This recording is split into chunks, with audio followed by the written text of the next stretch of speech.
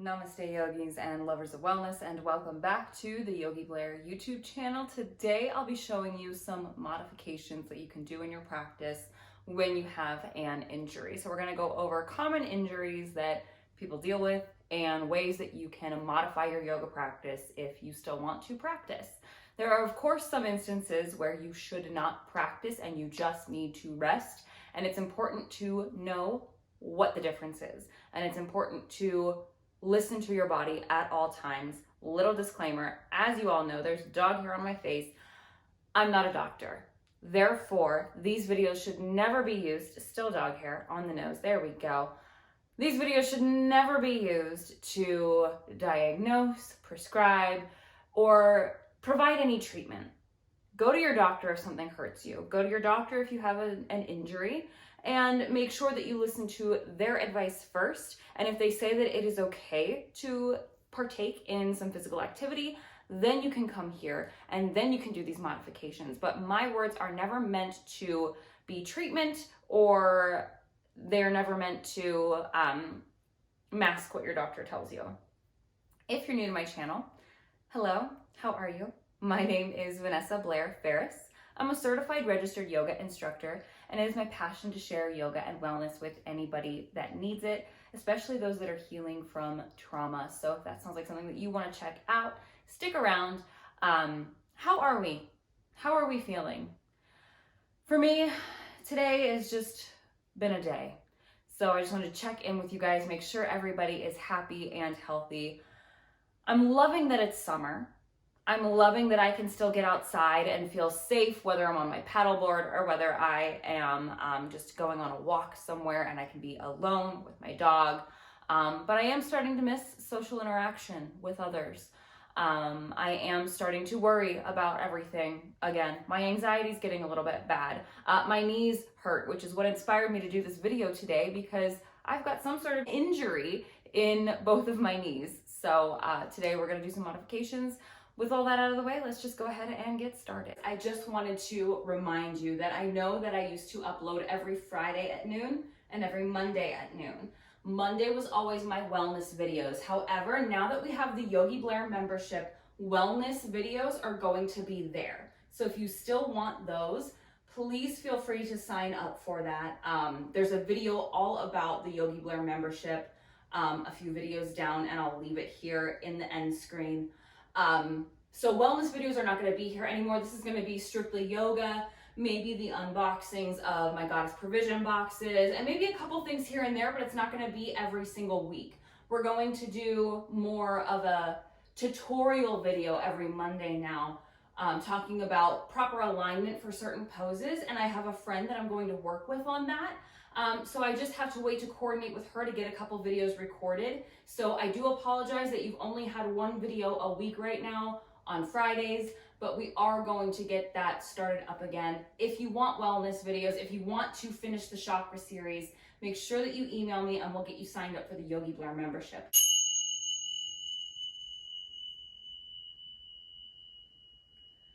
All right, everyone. So today we are talking modifications for all kinds of poses. So we're not going to be doing a specific sequence today. We are going to be breaking down poses, and I'm going to be showing you ways to do certain poses with certain injuries so that you are not going to further hurt yourself or exacerbate that injury. I myself right now am dealing with some pain in my knees. I think maybe there was just a little bit of hyperextension going on, but also I was diagnosed with fibromyalgia when I was a kid. So I am also aware that sometimes my fascia is just really tight, and having tight quads, tight hamstrings, tight calves can all make this area hurt. So I'm going to show you some modifications for knee injuries, ankle injuries, wrist injuries, and so on. So let's start with an easy seat. This is a lot of times where we get started in our practice. And this can be a painful posture if we have any sort of knee issues. Me trying to send my knees down to my mat, I'm feeling tension here. I'm feeling that this knee is trying too hard to get to the ground.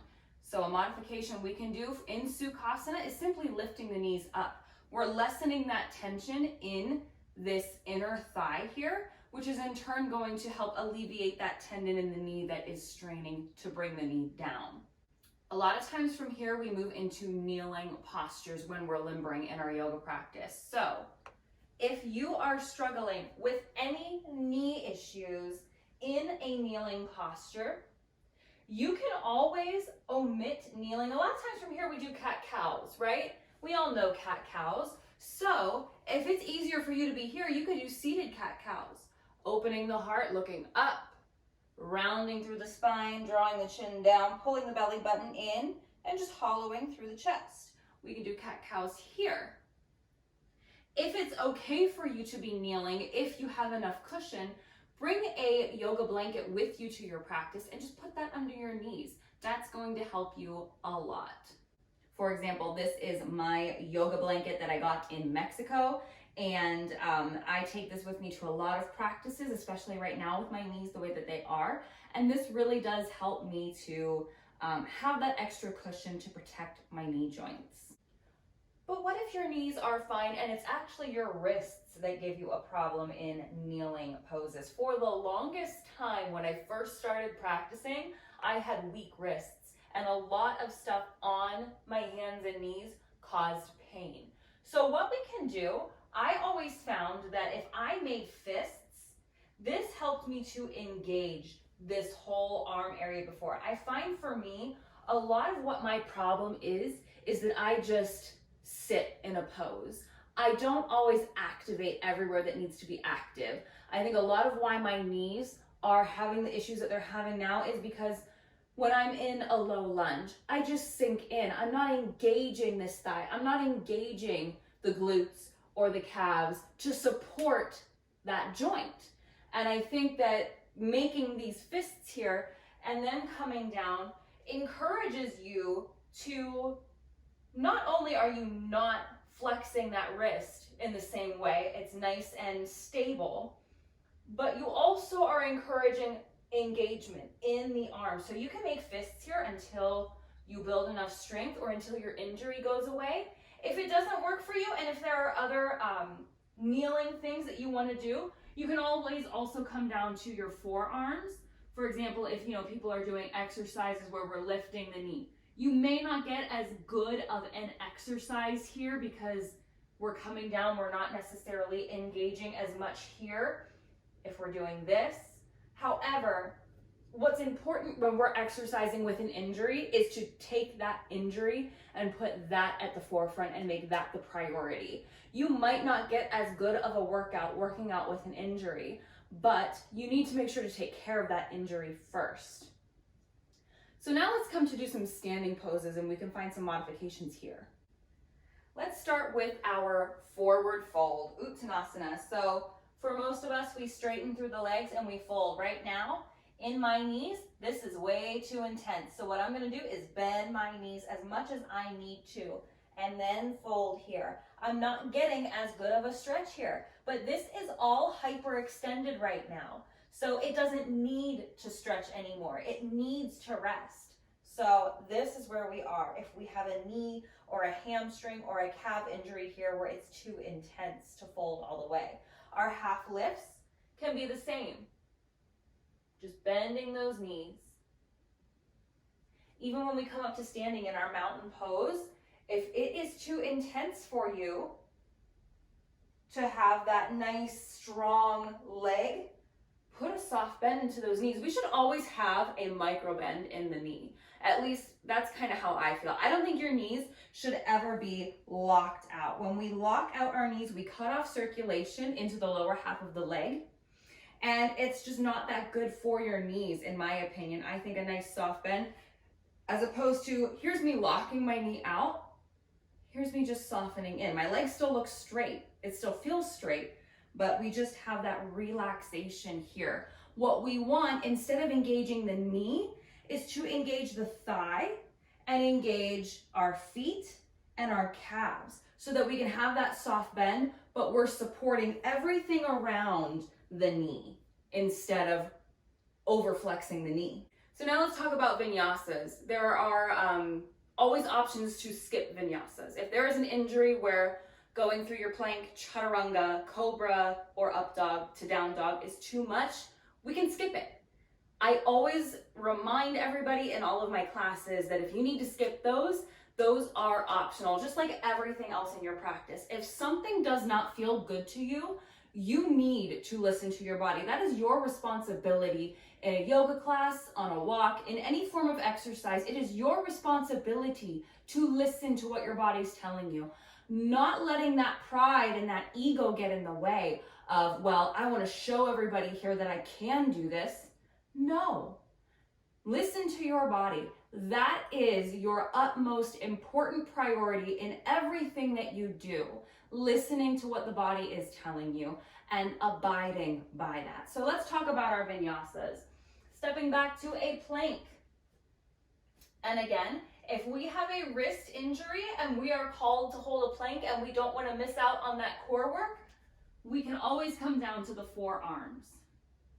If you really wanted to try a modified vinyasa flow like this, you can always lower to a sphinx, lifting the heart, and then lifting up to a dolphin. That could work. I have to bend my knees because the backs of my legs are too tight. So that could be a modified flow. If you really truly need to take your vinyasas and you need to rest your wrists, dolphin plank, sphinx, dolphin pose. If the wrists are fine, maybe the knees are also fine. Maybe our shoulders are a little tired. We can drop the knees and we can modify our chaturangas, little baby cobra, and we can always go back to child's pose instead of down dog. This is going to take a little bit of that tension off of the shoulders because when we're in a traditional plank, a high plank, we're really hollowing through the chest and we're working this part of the body a lot. So if we need to take anything off of the abdominals or the shoulders, we can always modify our planks. That's always an option. Say our wrists and our shoulders are fine and our upper body is fine. Maybe it is the knees or the hamstrings or the calves or the ankles. Let's talk about some things we can do here. For me with a knee injury, this is fine. Again, I want to soften my knees a little bit. I don't know if you just heard that crack. That was my knee. You can soften through the knees a little bit if you need to, but here is fine for me. We just don't want to lock those knees out. Chaturangas are fine for me. My shoulders are strong. I'm feeling good. My core is engaged. My cobra is good. My up dog is good. But for me, down dog is a little too intense right now. Bringing my heels all the way to the ground is a little much. So what I'm going to do here to modify is bend my knees. This takes all of that tension off of that knee, off of the hamstring, and off of the calf, which is really tight right now because my knee is kind of making everything else overcompensate.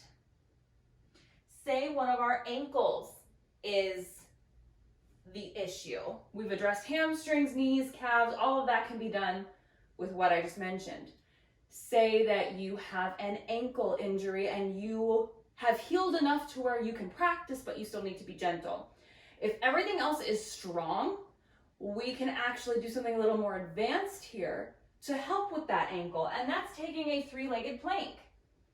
This is more advanced than this if we're running through our flow this way, but it works if there's an injury. You can even find a three-legged dog. You can bend, you can modify here if that's necessary. Let's talk about our warrior one pose. Let's go ahead and come up here. Say we have an ankle injury where one of our ankles is not strong enough. Shorten your stance. Give yourself a little bit of space to not have to work so hard in the pose. That's going to help you. Maybe taking this front knee and bringing it back a little bit. Traditionally, we say to get the knee right over the ankle. If that's too intense, pull it back. We can even stay in pyramid feet here, straightening both the legs. Keep things engaged to support your joints, but don't lock everything out. Find that soft knee. And we can also be here.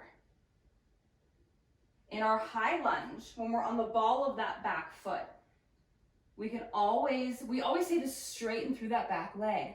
But if you need to, soften that back knee. Alleviate some of that tension in that leg. And if you need to come up off of that right knee, you can. Let's do a warrior two. I have to step out and get back in. Again, here, we can take our front knee and pull it back to release some of that tension if we have a hamstring issue or anything. We want to make sure that knee's pressing out towards the pinky toe to protect our knee. But say that this is too intense here on this knee. I'm feeling a little bit of tension in my MCL, my medial collateral ligament. So what I'm going to do is shorten my stance so that I can put a soft bend into that knee to alleviate that pressure. It's not the prettiest pose, but guess what? I'm trying to take care of my body more than I'm trying to look pretty when it comes to yoga. Yoga's not about looking pretty. It's about our spiritual, mindful, and physical practice. Let's think about our triangle pose. If we can hinge forward here, this is pretty tight here. So I'm going to put a soft bend into my knee. And we'll inhale to come up. So those are just a few of the basic poses that you can do in pretty much any yoga class that are going to need modified. So those are some of the options that I have. Are there some other modifications that you have been doing that you enjoy in your practice? Leave a comment below and let me know. What injuries are you coming back from? And how is your practice changing to accommodate your injuries? It's important to remember to take care of our body so that we can bounce back from an injury rather than falling further into it. If you are new here, I would love if you would consider subscribing to my channel. It really truly does mean the world to me, guys. We're at over 400 subscribers now, which is absolutely phenomenal. We're almost halfway to 1,000, which is just incredible to me. So thank you for subscribing. Like this video, leave a comment. If you want to check out my Yogi Blair membership, where you get early access to these YouTube videos, you get your own class with me each week, as well as options in a private Facebook group to get live classes, as well as other wellness and yoga videos. You can always send me an email to yogiblairfortwayne@gmail.com and we can go ahead and get you signed up and get you started. I look forward to seeing you guys in the next video, and until then, I hope you live happy, live free, live well. Namaste.